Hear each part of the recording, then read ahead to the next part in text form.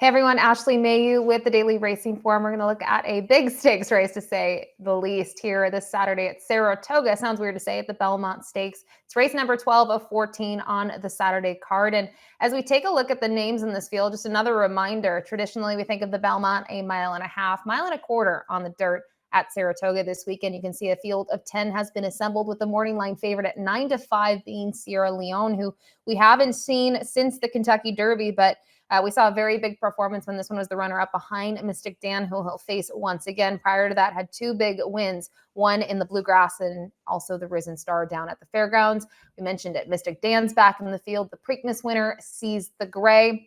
A couple of new, fresh faces to this kind of game as well. Horses that maybe have not participated in any of the Triple Crown races to this point, and they are going to participate in the third and final. We'll take a look at the Timeform US pace projections here, and a fast pace is projected. You have Sees the Gray, who showed his early foot once again in the Preakness. We had seen that prior to that at Churchill Downs, coming out of a shorter race. And you can see he also has the benefit of the inside draw. Now, the door knock typically likes to be forward as well. He'll have post 6 for this event.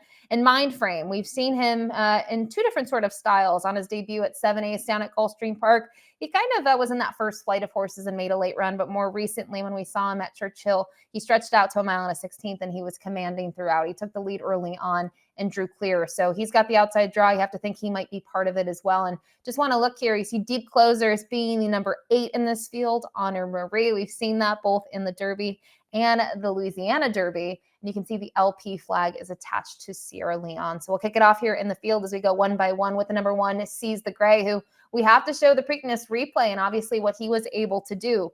Coming into this race, he came out of the Pat Day Mile, where he was able to sit just off the pace and make a late run at the one-turn 1 mile distance at Churchill. He stretched out. He had to tackle the mud, mile and 3/16, and another commanding performance where in this case, he was on the lead throughout and was able to hold off attempted closes here from both Catching Freedom and then the runner-up Mystic Dan. And one of the things that I would say about him, obviously he ran very well, and not to take anything away from him, it's just that he was on the lead. The fractions on the mud, they were moderate enough that he could sustain his bid. And I do think, based on what we saw from the Timeform pace projections and just looking at this field, that he's probably going to have some company up front, and maybe that will work against him at the mile and a quarter trip. But he's 8-1 on the morning line here for the coach, Dwayne Lucas, and Jaime Torres back in the irons. The number 2, Resilience, is who we'll move on to next. And we'll take a look, I should say, at a replay for him. Not his most recent performance, but we go back to the Wood Memorial, where he got a great trip. He was drawn to the inside. Johnny V was aboard him, and he was just able to kind of make a late move in here. And once he got to the lead here at the top of the stretch, he just draws clear. Sidey Man's the runner-up. Protective, who will face again, is third best. But he did everything quite nicely here at Aqueduct. And I think with him, in terms of the Derby, he was pretty wide throughout. I don't think the post worked very well for him. And I just think being more towards the inside of the starting gate with his running style, maybe he can get a ground-saving trip where he has a couple of horses in front of him early on and can make a late charge. And I think he's interesting, especially at the 10-1 morning line price. I think anything close to that is a really nice price on a horse like him. Now, the 3, Mystic Dan, we know what he was able to do in the Derby. A very, very good ride from Brian Hernandez Jr. Probably good's not the right word. A great ride. And he tried everything he could in the Preakness. He just came up second best. And I think looking at the trip that he had, he was a little bit closer in terms of position early on, and just happened to be that the winner was able to take them gate to wire. I think it's a positive sign that his connections, Kenny McPeak, and the owners here have decided to put him back in 3 weeks later. Sometimes once we see a horse get defeated in the Preakness, they decide to skip the Belmont, but they've decided that they're going to try it with him. And for him, we know that the mile and a quarter distance is no issue, but he's 5-1 currently when we look at that morning line. And just wonder if a couple of others in here have a little bit of an edge over him, whether it's the freshness angle or just in terms of trip, they'll get a better trip. The number 4, the Wine Stewards, up next. We'll take a look at a replay for this runner as well in this group. And as we talk about the Wine Steward and we take a look at this replay, we're going back to that Belmont at the Big A meet, and we're looking at the Peter Pan. And I thought this was a good performance. Before that, he was second best in the Grade 3 Lexington. He comes back to New York, and I should say just, for first time in a couple of starts. And he's gritty, goes off as the favorite in here. He had to face Protective, a name we've already mentioned, but he also had to face Antiquarian, who he's going to have to face again and is directly outside of him into the starting gate come this Saturday. And, he tries to battle back. I just think he gets, second best in this spot. And I wonder with him how the mile and a quarter distance is going to work. I do have some distance limitations with him. I think, He's been close at 1 1/8 miles, but again, with the pace scenario, I don't know where I necessarily see him early on. And if he's going to be forward, I just don't know if he's going to have enough left in the tank late. Now, I mentioned the name of the number 5, Antiquarian. He ends up winning the Peter Pan. And prior to that, he was 6th in the Louisiana Derby. And I'll be honest, I saw him break his maiden at the fairgrounds, and I definitely doubted him in that maiden special weight event. I thought he ran very well on that occasion. Louisiana Derby, it didn't work out for him. He's kind of even throughout, but to see him go to 1 1/8 miles last time out, he got to New York. I thought he did everything right there, and I think it came down to the trip where he's able to sit and make that one late run. And I think if you're looking for maybe a horse in the bottom of the exotics, he's maybe one that you do want to consider based on that last out effort. The 6th, Door Knock, we saw him in the time form US pace projections as maybe being part of the early pace. And I think that boils down to the fact where you go to his 3 wins, he was very forward from the gate, and they've tried different things with him. We saw that in the Bluegrass where they tried to have him rate. He was kind of geared up early on. He wanted to go, and they had him rate, and I think that worked against him. And not sure what to take out of his Kentucky Derby performance. I personally didn't necessarily love him in the Derby, and he had some issues, and a lot of horses are going to have that same sort of story where you have issues in the Derby because you're facing 19 other horses. So for me, he's kind of a horse that I would take a pass on, especially at the 1 1/4 mile distance. The 7, Protective, he's a big price, 20-1 on the morning line. We've shown him twice now with that Wood Memorial and Peter Pan performance. And I will say that the thing about those 2 performances, he had 2 different riders and he got 2 different trips. When you go back to the race at Aqueduct 2 back in the Wood Memorial, he was very far back early on. You only had 1 other horse behind him, and he made a really nice late run. And you can see next time out when we saw him in the Peter Pan, it was a change of tactics where he was a little bit more forward.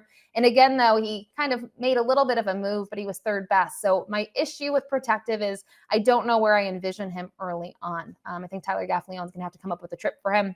And maybe it's a combination of those. Maybe it's not as forward or it's not as far back, but maybe he's kind of leading that back flight of horses in this race. But I just wasn't sure where I could kind of place him in this field. The 8, Honor Marie, we didn't even see him in the time form US pace projections because, listen, he's a deep closer. I mean, when you go back to the Louisiana Derby and the Risen Star in those races, he's just so far back. And he makes a really nice late move. And it just didn't pan out the same way in the Kentucky Derby. Another horse that maybe encountered some problems, but they bypass the pre-pace. They come in here fresh. And if the pace is hot, I mean, there is a good chance that this horse can be rolling late. I just don't know based on some of the other horses that he's going to face, especially Sierra Leone, who's finished in front of him a couple of times, if I can see him kind of hitting into the top 3. But for some reason, if the pace is wicked fast, you can look for this one late.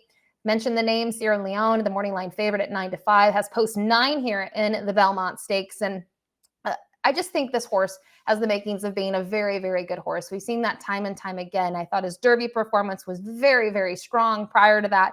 To see him win the Bluegrass and the Risen Star, his running style, he's just a horse that when he hits his best stride, it's very late in his races, and it makes you wonder kind of what's under the hood. How much further can he go, and can he kind of take it up a notch? And I think just based on what we've seen, he has the makings of being a very, very good racehorse. So to me, the 1 1/4 mile is going to work for him. He just missed in the Derby. He's got a lot less rivals in terms of working out that trip. And I just think it's going to be interesting to see Flavien Prat climb aboard him for the first time, the trip that he's going to get, where he's going to be. But we know that he is just talented and should be rolling late, and maybe he'll be a little bit closer. I don't know how far back he'll be early on, but typically he's pretty far back as we've seen. And then to round it out, we have the number 10, Mindframe. We're actually going to show his debut Frame performance. the leader from last. Value Cajun tries to follow him through and claim second at a big price, but Mindframe has kicked it in. Mindframe, this hype was real hype as Mindframe is running up the score here. A very impressive run from Mindframe. His first career start, a winning one by Florida Derby winner Constitution. Mindframe by 10 in the end. One Sharp Cookie was second. Valued Cajun ran third. Sensational performance. The main difference being he took them gate to wire. So he's gone 7/8. He's gone 1 1/16 miles. Now he's going to go 1 1/4 miles. I don't mind that he has the outside draw, knowing that he's got that kind of fair bit of early foot and he can get into a good position. I just don't know what to make out of him. He's 7-2 on the morning line. I think for me, there's other horses here with maybe a bigger resume at this point, a little bit more known about them. But what he's shown so far, he certainly has talent. So that's the field of 10 for this Saturday's Belmont Stakes at Saratoga. It's top pick time, and not going to get super creative. I do go with the morning line favorite, the number 9, Sierra Leone, who just been very impressed with his running style, his kind of physical impression that he's left. Just a very, very, very talented racehorse. And I think knowing how he performed in the Derby and kind of where I see him in this race, I do think he is the horse to beat. I do think Resilience is intriguing. Loved his performance in the Wood Memorial. This horse is 10-1 on the morning line. I think drawing more towards the inside, he's going to get the right trip just off the pace and hopefully makes a similar late run in the stretch. And then underneath, I use both Mystic Dan, the Derby winner. I thought he did very well in the Preakness, just needed to show a little bit more. And then Mindframe, I mentioned, I can't necessarily use him in the top 3. There's a little bit of an unknown factor with him, but so far he is 2 for 2 in his career, and he's dominated in those 2 starts. So don't forget, a beautiful card has been assembled at Saratoga for Belmont Day. 14 races, a lot of grade 1 action, and obviously the feature is race 12. Good luck.